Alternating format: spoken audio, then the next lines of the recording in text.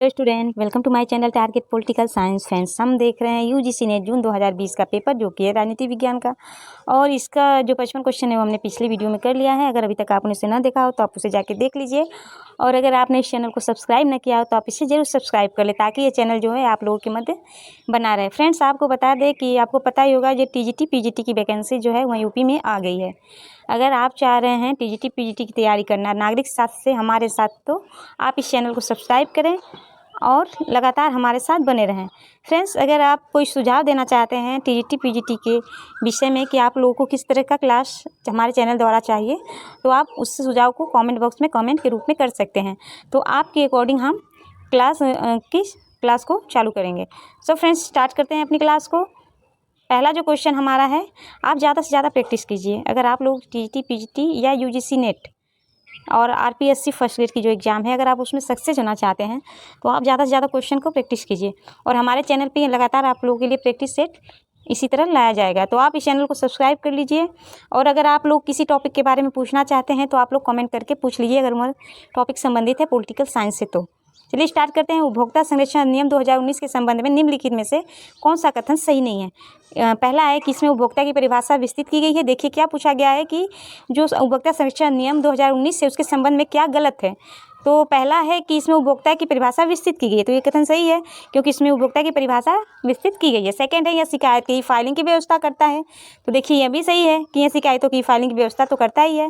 Third है, यह केंद्रीय उपभोक्ता संरक्षण की स्थापना करता है, यह सही है कि यह केंद्रीय उपभोक्ता संरक्षण की स्थापना करता है। तो हमारा आंसर फोर्थ होगा, क्योंकि यह विवादों के निपटारे के वैकल्पिक तंत्र के रूप में मध्यस्थता की अनदेखी करता है। तो यह गलत है क्योंकि वो मध्यस्थता करता है, उसकी अनदेखी नहीं करता है। तो हमें बताना क्या था फ्रेंड्स, हमें बताना था कि जो यह 2019 उपभोक्ता संरक्षण अधिनियम है उसके तहत कौन सा गलत है।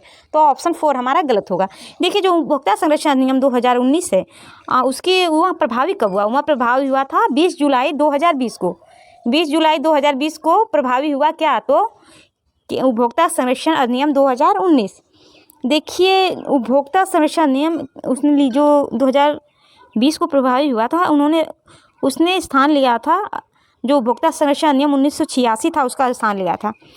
और इसमें उपभोक्ता की जो परिभाषा दी गई है कि शिकायत की जो ई फाइलिंग की व्यवस्था तथा केंद्रीय उपभोक्ता संरक्षण प्राधिकरण, जो केंद्रीय उपभोक्ता संरक्षण प्राधिकरण है उसमें देखिए 36 सदस्य होते हैं, ठीक। तो वो जो केंद्रीय उपभोक्ता संरक्षण प्राधिकरण है उसके मध्यस्थता की वैकल्पिक तंत्र के रूप में व्यवस्था की गई है। नए उपभोक्ता संरक्षण जो कानून लागू होने से पुराने नियमों की क्या हुई है, तो खामियां दूर हुई है। नए कानून में जो बड़ा बदलाव हुआ है वह है कि अब कहीं से भी शिकायत दर्ज करा सकते हैं। पहले उपभोक्ता वही शिकायत दर्ज करा सकते थे जहां विक्रेता अपनी सेवाएं देता था, बट ई कॉमर्स से बढ़ती खरीद को देखते हुए यह कदम लिया गया है कि विक्रेता किसी भी जगह से अपनी सेवाएं दे सकता है।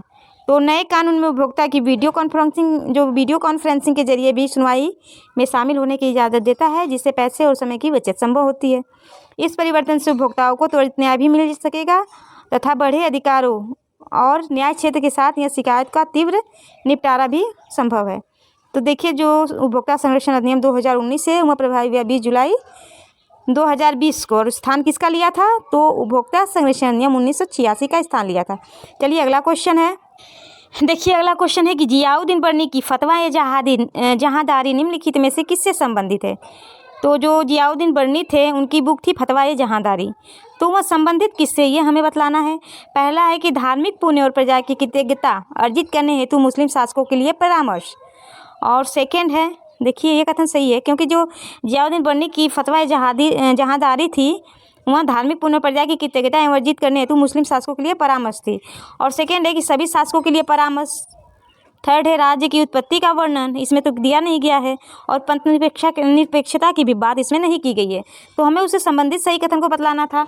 उस हिसाब से हमारा जो सही कथन है वह है केवल ए सही होगा। देखिए जो हमारा आंसर सही होगा उसमें केवल ए सही होगा, ठीक, केवल ए। देखिए जो जियाउद्दीन बर्नी थे उनकी रचना थी फतवा ए जहांदारी।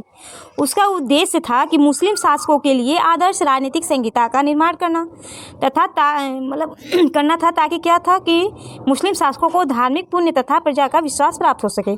फतवा ए जहांदारी सल्तनत कालीन प्रशासन का महत्वपूर्ण ग्रंथ है, और फतवा जहांदारी में उन बातों तथा कार्यों का वर्णन किया गया है जिनके द्वारा मुस्लिम शासक धार्मिक योग्यता और अपनी प्रजा का कृतज्ञता और अपनी प्रजा का विश्वास अर्जित कर सके, जिसके लिए इसमें लिखित राजनीतिक आदर्शों का पालन किया जाना चाहिए। यह मुस्लिम राजाओं के लिए एक नसीहत यानी सलाह के रूप में लिखी गई पुस्तक है। इसमें संपूर्ण राज प्रणाली का वर्णन किया गया है।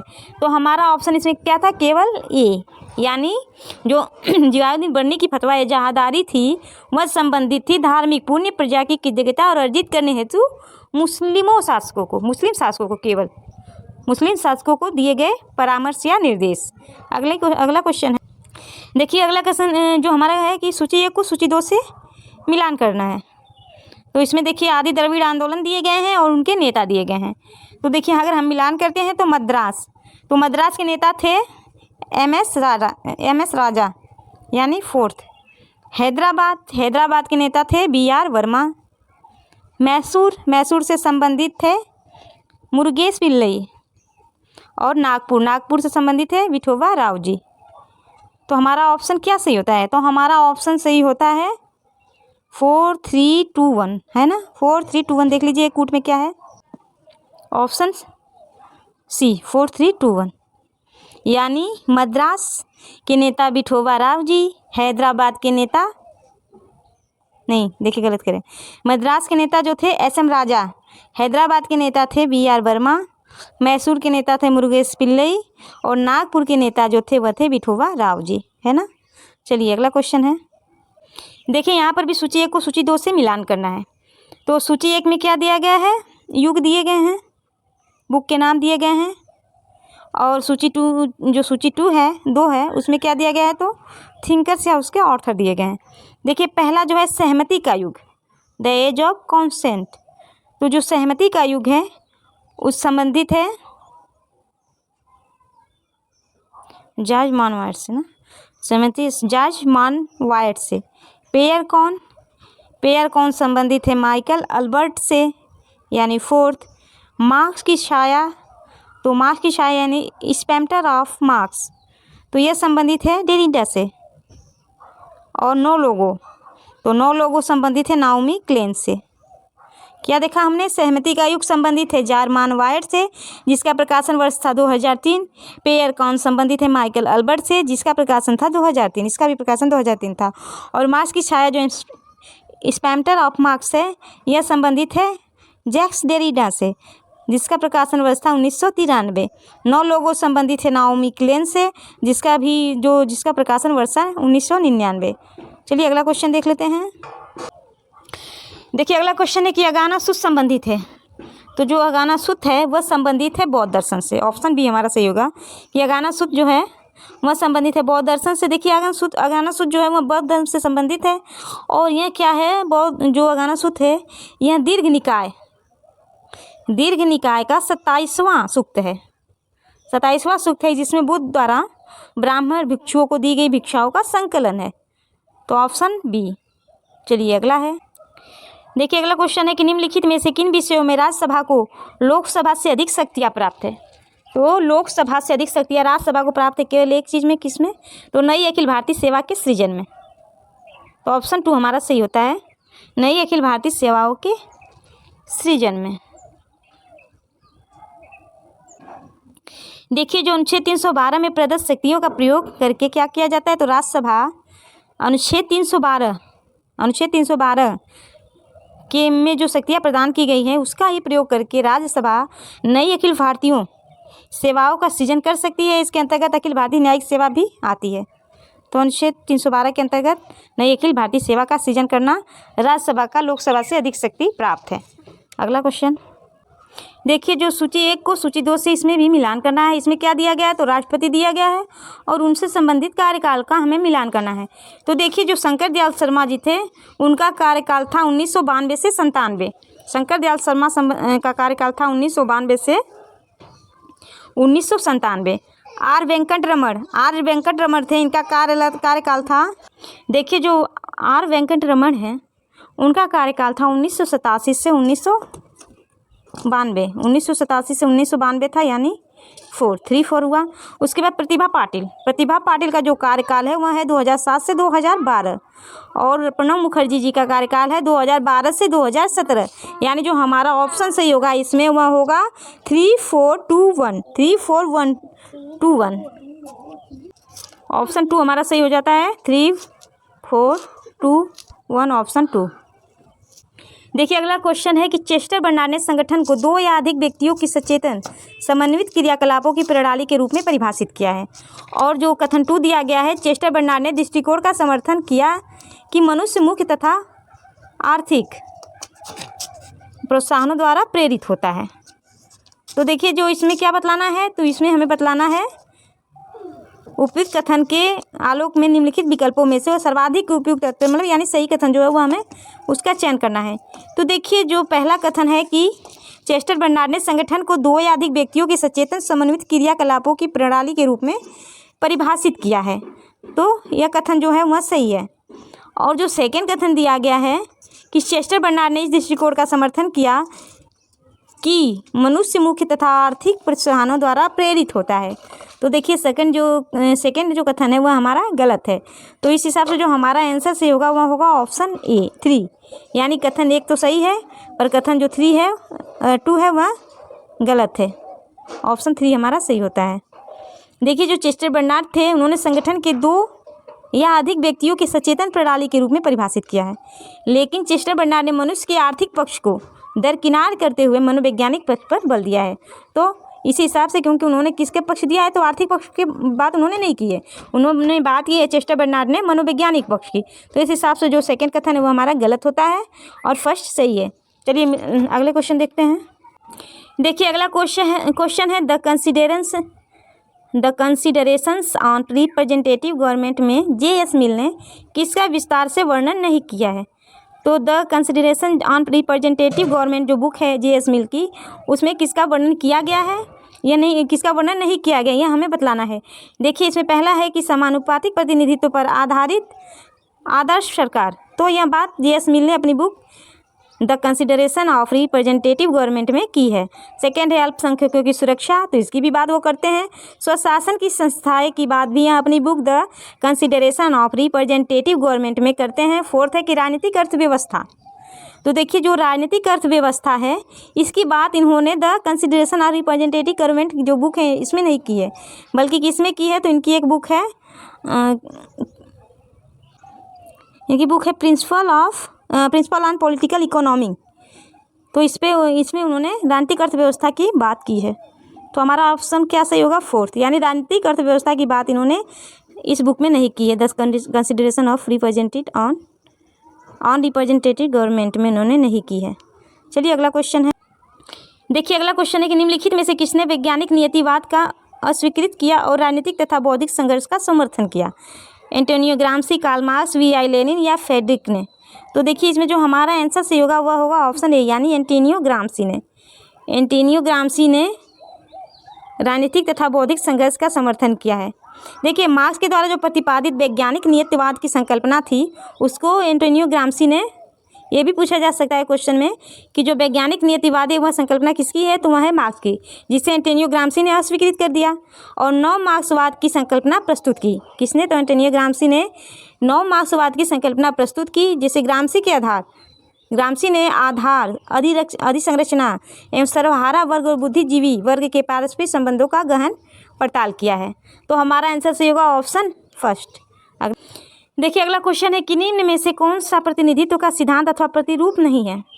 निम्न में से कौन सा प्रतिनिधित्व का सिद्धांत अथवा प्रतिरूप नहीं है। न्यासिता, प्रगतिकरण, जनादेश या सर्वसम्मति। तो हमारा आंसर सही होगा ऑप्शन 4, यानी सर्वसम्मति जो है वह प्रतिनिधित्व का सिद्धांत अथवा प्रतिरूप नहीं है।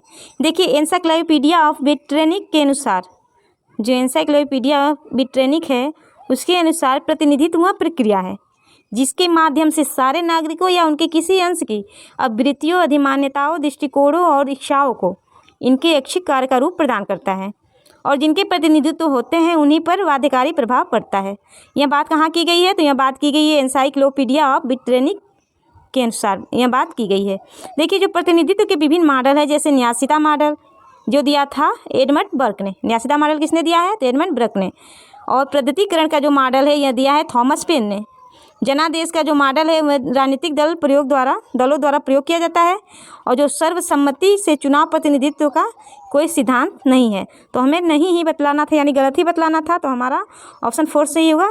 देखिए न्यायशीलता मॉडल किसने दिया है, तो न्यायशीलता मॉडल बर्क द्वारा दिया गया है।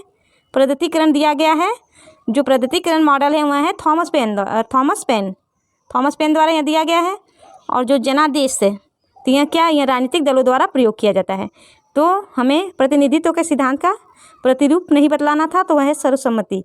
चलिए अगला क्वेश्चन देख लेते हैं। देखिए ये बुक दिए गए हैं और उनके ऑथर के नाम दिए गए हैं, तो हमें इसके मिलान करने। फर्स्ट एक सूची 1 से सूची 2 में देखिए पॉलिसी साइंस, जो पॉलिसी साइंस है वह बुक है डी लर्नर एंड हेराल्ड की, यानी पहला का होता है हमारा 3।